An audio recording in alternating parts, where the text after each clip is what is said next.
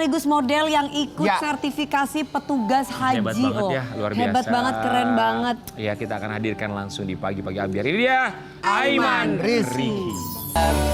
Sobat Ambiar yang follow Instagramnya Aiman Riki itu pasti ngelihat, wah Aiman Riki ini ngapain ya dari kemarin ikutan segala macam pelatihan, ini itu pakai peci, kemudian kemeja putih ya kan.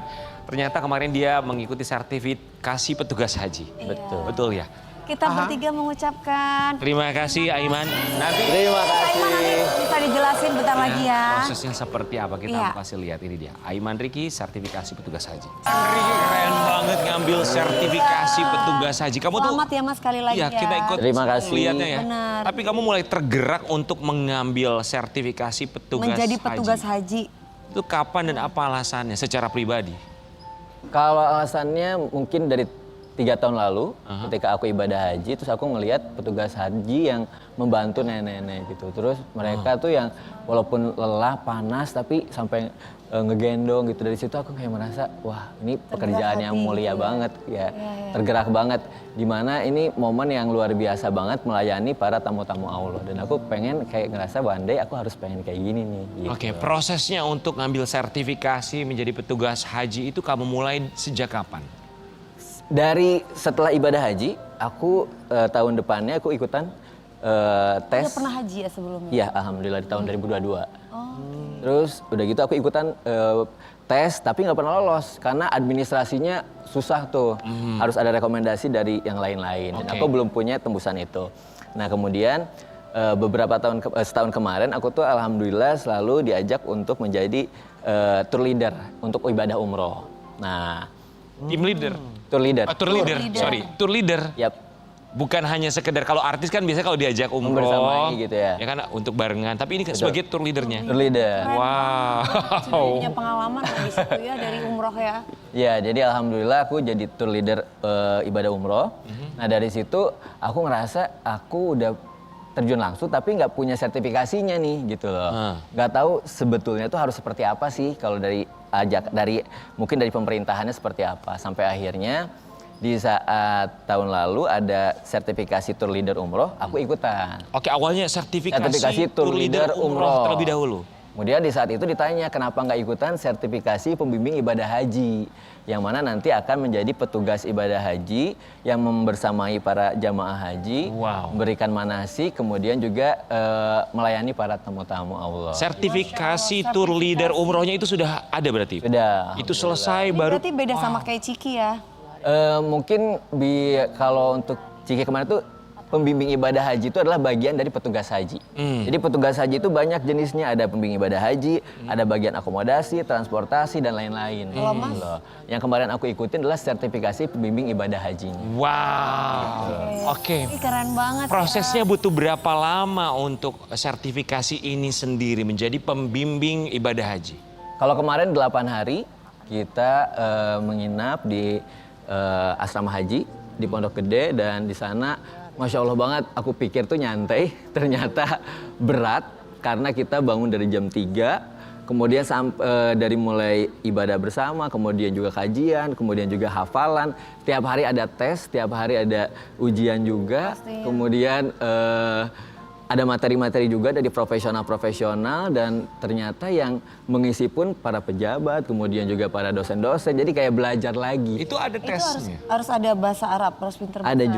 juga, ada juga bahasa Arab. Ada tes-tesnya, ujiannya gitu? Tesnya juga iya. Apabila dirasa kurang, apakah akhirnya tidak mendapatkan sertifikasi tersebut? Apakah ada nilai atau benchmark khususnya? Ada. Kemarin kebetulan di angkatan aku ada 125 orang dan alhamdulillah aku lolos, ada 4 orang yang belum lolos gitu.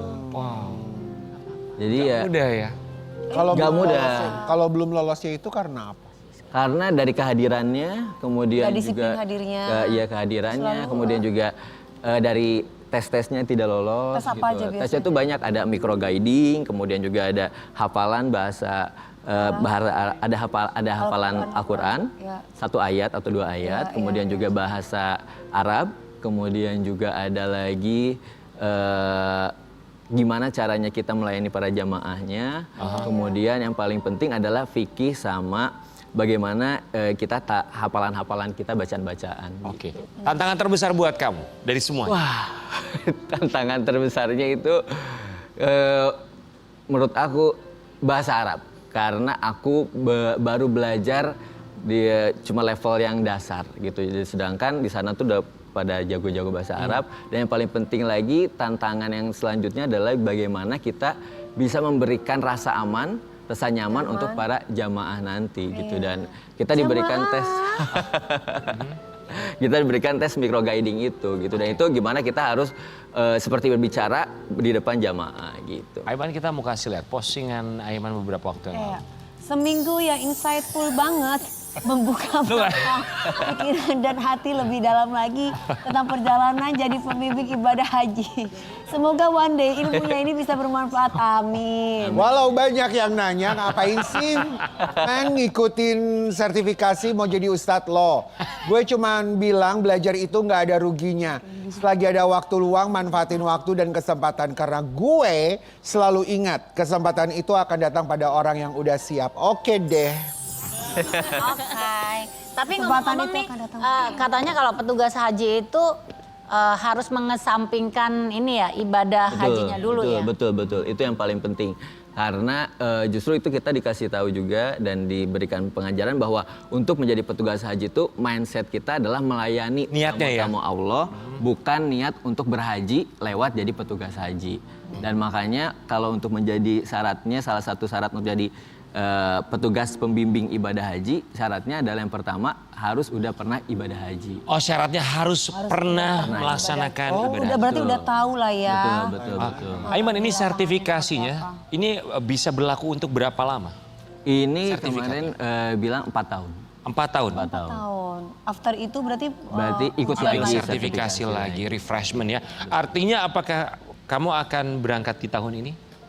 Insya Allah, tapi nggak ikut pemerintah karena pas aku beres kemarin tuh sertifikasi udah ditutup gitu loh. Jadi nggak bisa ikut yang jalur pemerintah. Tapi alhamdulillah tahun ini diajak sama salah satu travel ISQ Tour mengajak aku untuk menjadi pembimbing ibadahnya gitu. Oh, luar biasa. Terlinder di sana. Kalau misalkan dapat rezeki lagi dari Allah bisa tiap tahun tuh ya Mas ya. Bismillah mudah-mudahan ya. Karena Doain. jangka waktunya juga 4 tahun ya. Insya Allah mudah-mudahan tahun depan bisa bersama dengan pemerintah untuk bisa bersama-sama untuk membimbing atau juga melayani tamu Allah. Itu yang paling penting, niatnya. Betul.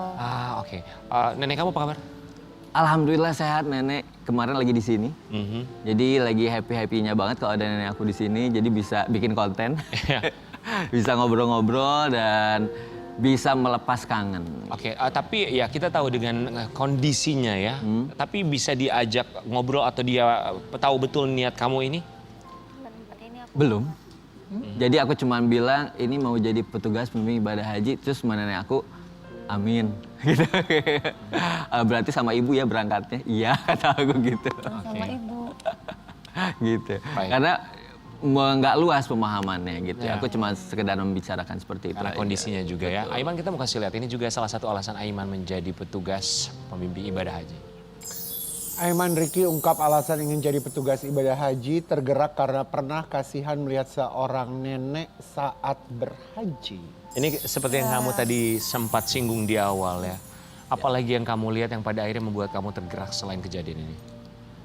Ya mungkin waktu pas aku di sana 2022 saat aku ibadah haji itu aku diperlihatkan sama nenek-nenek gitu, sama kakek-kakek yang lansia-lansia dan mengingatkanku sama orang di rumah gitu, apalagi nenekku sendiri ya. Apa rasanya ya kalau nenekku one day misalkan ibadah haji terus keadaannya seperti itu. Lost gitu ya? Lost gitu ya. Nggak ada yang ngebantuin. Jadi aku pengen banget setidaknya adanya aku di dunia ini tuh aku bisa bermanfaat. Untuk orang lain. Bermanfaat untuk orang lain, yang minimal buat keluargaku sendiri dan yang lebih baik lagi untuk banyak orang gitu sih. Aiman, kamu kan masih muda sekali ya, tapi yang ikut untuk kemarin sertifikasi pembimbing ibadah haji itu kemarin Ada batasan usia nggak? Ada batasan sampai 65 tahun. Dari usia? Dari usia kalau misalkan syaratnya 35. Yang 30. paling muda minimal Ya, harus 35 tahun, tidak boleh lebih muda dari situ ya? Nggak boleh. Oke, yang kamu lihat yang seangkatan kamu ada berapa orang kira-kira? Apakah ada cukup banyak juga yang punya Kayaknya kepedulian? enggak, kayaknya enggak. Ada beberapa ya, ada mungkin 8 orang lah, 8 atau 9. Oke, mungkin Sobat Ambiar yang sekarang sedang menyaksikan ada juga yang pada akhirnya tergerak untuk menjadi petugas haji di tahun depan mungkin mengambil sertifikasi pembimbing ibadah haji. Apa yang masukan atau yang ingin kamu sampaikan? Buat teman-teman, bismillah, jangan nunggu untuk sempurna kalau pengen berbuat baik. Justru biasanya kita belajar dari kesalahan, dari prosesnya. Dan seperti yang aku bilang, kesempatan itu akan datang pada orang yang siap. Jadi siapkan semuanya, jadi kesempatan itu akan datang. Pada orang yang siap. Yes. Sebuah kalimat yang tepat. Tapi Aiman juga kemarin sempat membagikan di media sosialnya, kesibukannya bukan hanya sertifikasi pembimbing ibadah haji, tapi sempat liburan ke Kazakhstan ya. Yes. Kita mau kasih lihat ini buat Sobat Ambiar, kalau mau ke Kazakhstan bebas visa untuk warga negara Indonesia. Ini. Widih, tahu banget nih. Dagestan ini di Asia Tengah, negara pecahan Uni Soviet ya, tapi masuk ke Asia. Kenapa Kazakhstan yang kamu pilih? Pertama, karena ada pekerjaan. Oh ya, oke. Yang kedua, karena memang negara ini tuh salah satu underrated tapi justru punya pemandangan yang indah banget. Gitu loh. Oke. Dan yang aku suka di sini tuh Ada fotonya itu lagi bobo di Di salju ya. Salju. Kita kasih lihat ini beberapa gambaran Aiman Riki ketika berada di Kazakhstan. Pikir Kazakhstan tuh gini, ternyata maksudnya wow. Dia. Ekspektasiku alamnya indah aja, ternyata realitanya indah banget. Dengan Betul. pegunungan, danau, canyon, banget tuh, Mas. benar-benar paket komplit. Ya Mas Aiman. Yes. Kupikir negara bekas Uni Soviet yang kaku, realitanya malah modern, clean dengan bangunan yang estetik. Ekspektasinya orang-orangnya dingin dan galak-galak, ternyata ramah. Cuma ekspresinya datar. Ini negara impian aku tahu. Ke Kazakhstan Ya kamu. udah, gas lah. Iya kesana. Sekarang juga mau yuk berangkat bareng kita sekarang, Aku Pak. pengen loh Kazakhstan. Honeymoon. Iya, terus. bebas visa. Oke, ya. buat harganya gimana? Coba boleh diceritain. Karena ada yang bilang katanya harganya nggak jauh beda sama Indonesia. Betul, untuk mata uangnya sama lah ya. Karena jadi Nilai tukarnya nggak jauh nilai beda ya? tukarnya juga menurut aku ini worth it banget lah untuk kita. Jadi sama buat ke Indonesia kayak makan mungkin 50 ribuan lah. Sekali makan, 50 sampai Berarti biaya 100. hidupnya Yes, Sama. sama ya. Kemarin berapa lama di Kazakhstan? 8 hari. Berapa sama siapa liburannya? Itu ada pekerjaan itu. Oh, ada pekerjaan. Oke. Ke kota mana aja, Aiman? Ya, di Almaty aja. Oh, di Almaty. Oke, di Almaty 8 hari. Oke. Ini juga banyak sekali tempat-tempat yang bisa dikunjungi di Kazakhstan, Astana, Betul. Almaty segala Yes, macam. setuju. Hanya Kazakhstan aja atau kamu juga ke Uzbekistan, Oh, Turkmenistan? enggak sempat. Hanya di Kazakhstan. Oke, apa yang unik dari Kazakhstan yang bisa kamu bagi sama Yang unik itu mungkin yang aku posting di sosial media, aku menemukan toilet terindah yang Di pernah foto? aku lihat. Ada, aku juga bikin juga postingannya mungkin ya. Nah, toilet terindah itu kalau kamu bisa ceritain kayak gimana? toilet terindah itu di antara salju-salju, terus kemudian cuma ada toilet doang, gitu estetik banget ya, ini di tempat wisata. Jadi gak ada temboknya dong?